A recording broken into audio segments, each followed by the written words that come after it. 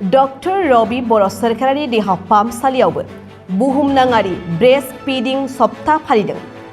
बाक्सा जिल्लानि सदर मसलपुराव थानाय ड.रब बर' सोरखारारि रायजोआरि देहा फाहामसालियावबो दिनैनिफ्राय 7 सान मुलुगनाङारि ब्रेस्ट फिडिं सप्ता फालिनायखौ नुनो मोन्दों।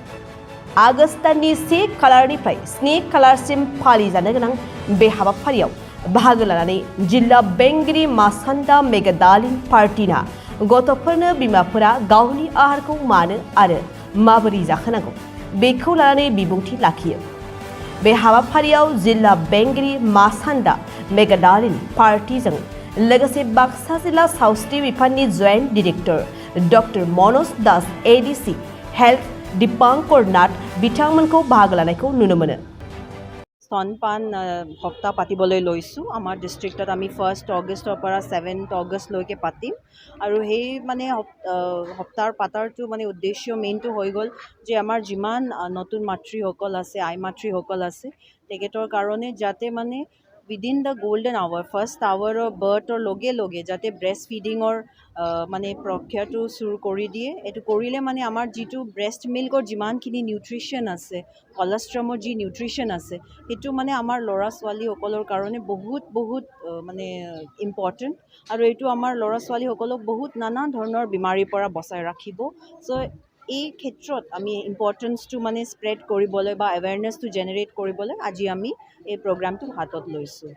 আমাৰ যিমানখিনি মানে যিসকল আপুনি যেনেকৈ কৈছে আমাৰ বহুতখিনি এনেধৰণে আই মাতৃসকল আছে সেইটোতো আমাৰ ট্ৰেডিশ্যনতে আগৰ পৰা আছিলে যে breast feeding is a natural part of মানে আমাৰ যিসকল আই মাতৃসকল যিসকল গাঁৱৰ আই মাতৃসকল আছে তেখেতেও জানে, কিন্তু অকল এইটো মানে ডিফাৰেঞ্চটো এইটো আহি গ'ল যে আমাৰ উইদিন ফাৰ্ষ্ট আৱাৰ কৰিব লাগে বুলি বহুতখিনিয়ে গম নাপায়, কাৰণ বহুত সময়ত এনেকুৱা হৈ যায় যে মাতৃসকলৰ মানে ইমান চিটুৱেশ্যন এনেকুৱা নাথাকে।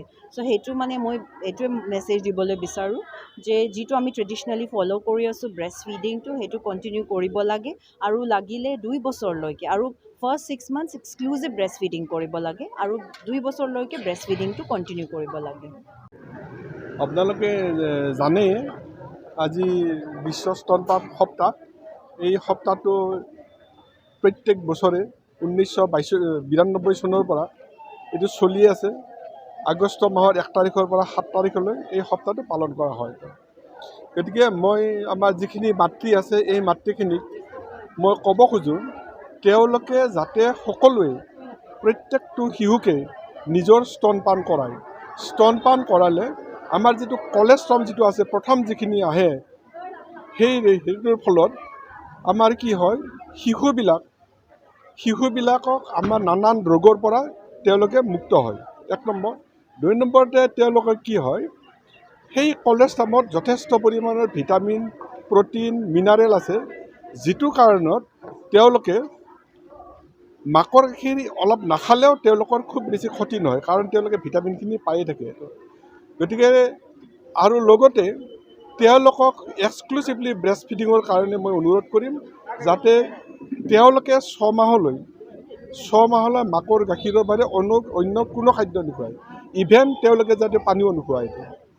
আৰু এইখিনি খুৱাই থাকিলে এটা শিশুৰ কাৰণে যথেষ্ট আৰু তাৰ কাৰণে অন্য কোনো এক্সট্ৰা খাদ্য নালাগে।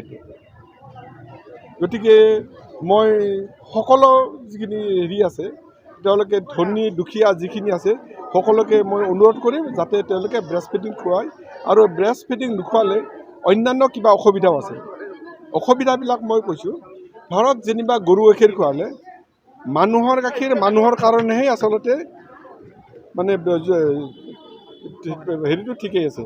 যদি সেই মানুহৰ গাখীৰ কাৰণে যদি অন্য জীৱ জন্তুৰ গাখীৰ খুৱায় যদি সেই পৰিমাণৰ মানুহক যিখিনি লাগে সেই পৰিমাণৰ প্ৰ'টিন ভিটামিন মিনাৰেল নাথাকিব পাৰে।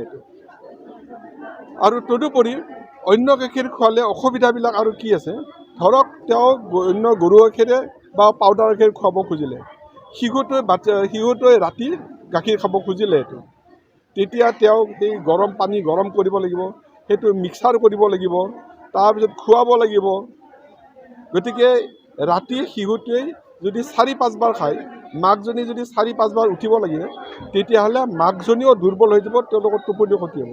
গতিকে মই আশা কৰিম সকলোৱে যাতে মাতৃ গাখীৰ এক্সক্লুচিভলি খুৱায় আৰু তেতিয়াহে আমাৰ শিশুখিনি মানসিক বা শাৰীৰিকভাৱে সুস্বাস্থ্য